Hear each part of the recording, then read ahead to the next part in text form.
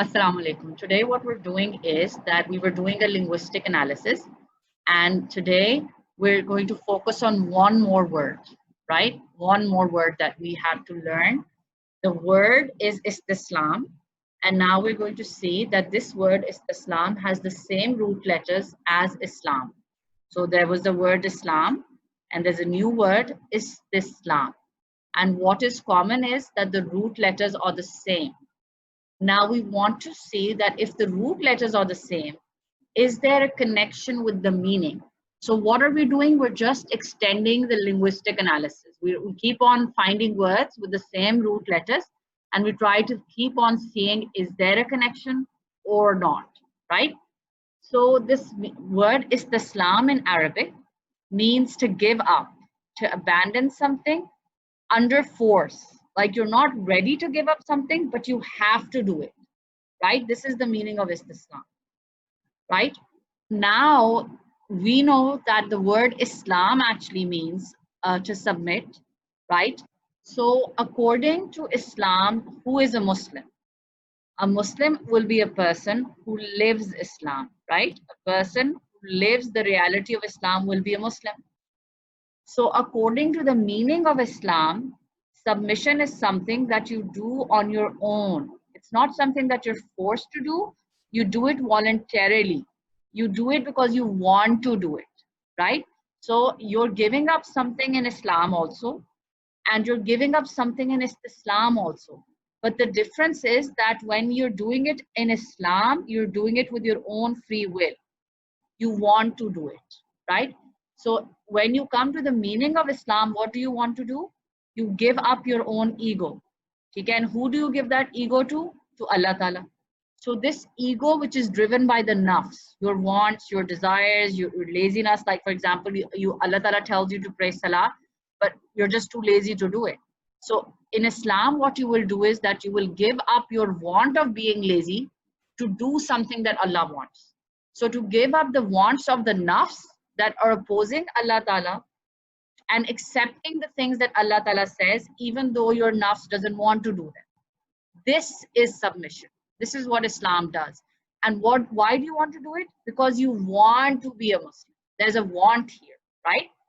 So, and what happens in this process?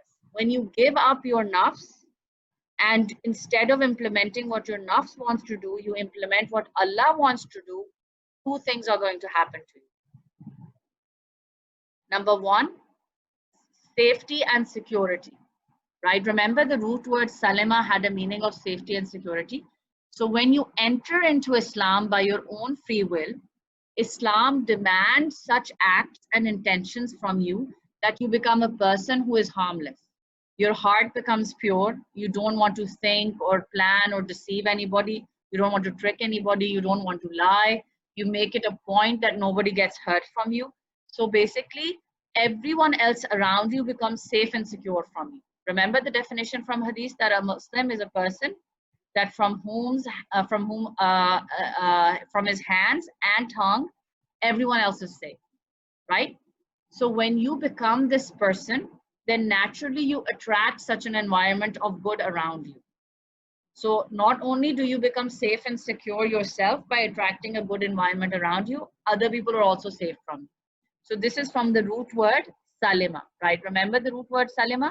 This is what's happening here. Safe and secure is coming from the root word of salima, right? Salima, remember the word salima had two meanings.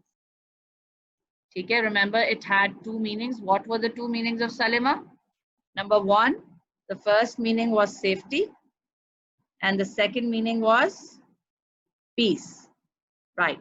So what is happening here is that you are getting from salima, you're getting this one word, safety and peace. When you enter into Islam, you become harmless. You become peaceful. Okay, so this is one meaning of salima, right? You come to this meaning. Sorry, this is the meaning. Now, what is the other thing that happens? That when you come to Islam, another thing will happen to you. And what is that thing? That when you enter into Islam, you give up your nafs for the sake of Allah Ta'ala. Allah Ta'ala gives something in return. what happens is that you find peace, right? And what is this peace? Remember in level F, we did this ayah that A'udhu billahi minash shaitanir rajim, ala bi zikrillahi tatma'innul qulub, that the qalb, the happiness of the qalb is where? This is the qalb. And what was the qalb? It was this heart of the ruh. So the happiness of the qalb is where? The Allah Ta'ala who has created the qalb, Allah Ta'ala tells us that the happiness of the qalb is in the zikr of remember Allah. So when you remember Allah, the qalb becomes happy, right? So the happiness of the qalb is in the remembrance of Allah. So this happiness or this peace is sent by Allah Ta'ala. So when you become a Muslim, another thing happens. What happens is that Allah Ta'ala makes the heart happy. So this meaning of peace, which is also from the word salima, is also found when you become a Muslim, right?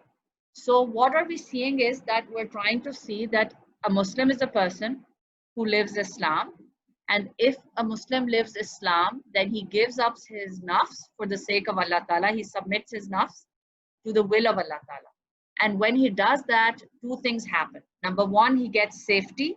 He becomes safe himself and he makes other people safe from him. And the other thing that happens is that the qalb, when it remembers Allah Ta'ala, when it's connected to Allah Ta'ala, it becomes happy, it becomes peaceful.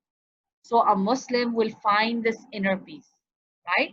So in this process of Islam, what is happening is that the Muslim is not losing anything. Because here we read this word that Islam means to give up, right? Islam means to give up. Remember this word, give up. So yes, Islam means to give up, but when a Muslim is giving up something, you're not losing anything. On the opposite side, what are you getting? He or she is going to gain the truth, the true self. You're going to be more content and happy, and you're going to be more safe and secure and peaceful. So this is the difference between the two meanings. That when you talk about Islam, it means that you're losing out something. You're not getting anything in return. So when I talk about Islam, what's happening? I'm losing myself, but I'm not getting anything in return. But when I talk about Islam, what is happening? I am gaining something. I'm giving up my nafs.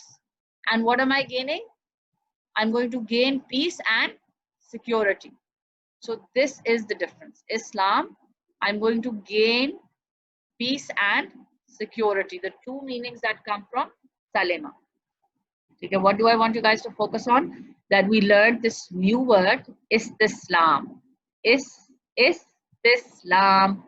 The root letters are SLM, right? And this means forced abandonment, to give up something under force.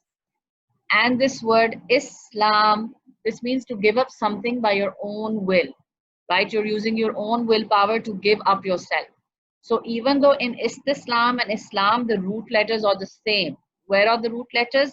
S, Seen, here's a Seen. Lam, here's a Lam. Meme, here's a Meme.